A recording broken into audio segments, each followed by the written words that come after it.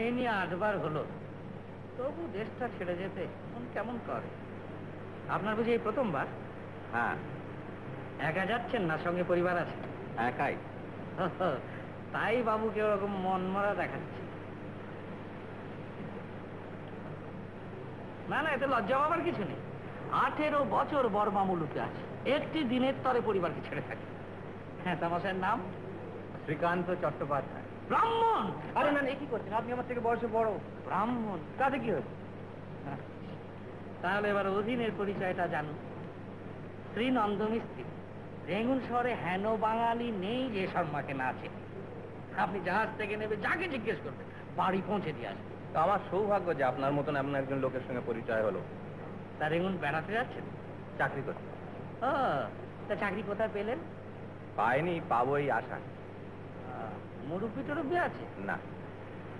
তাহলে তো চট করে সুবিধে হবে না। তোমার জন্য কিছু ভাববেন না।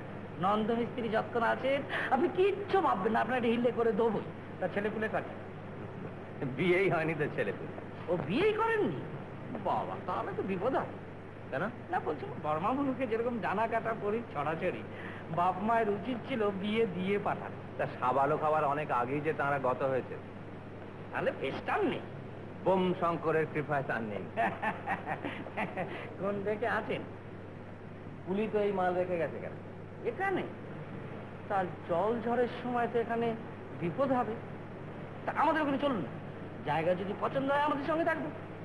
বেশ, তো চলুন চলুন।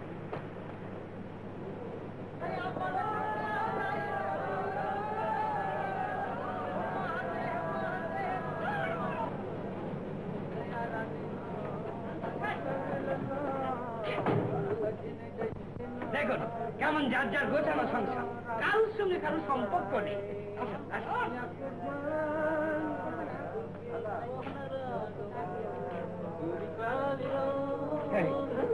এটি হলেন আমার পরিবার। পরিবার? আমার সাপ্পাকে স্বামী বলছেন আমি তো পরিবার?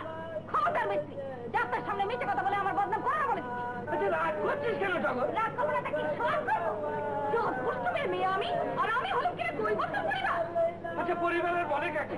20 বছর ধরে ঘর করছি। 20 বছর ঘর করছি না, হয়েছে নাকি? হেসেলে ঢুকতে দিয়েছি? কেউ এসে বলুন দেখি, একদিনের তরে তোকে হেসেলে ঢুকতে দিয়েছি? টগর বস তুমি মরে যাবে, তবু যার জমক হবে না, তা জানিস? দেখুন, এগুলো জাতের যেমন গেল না, আমি বলে তাই সহ্য করে আছি। অন্য কেউ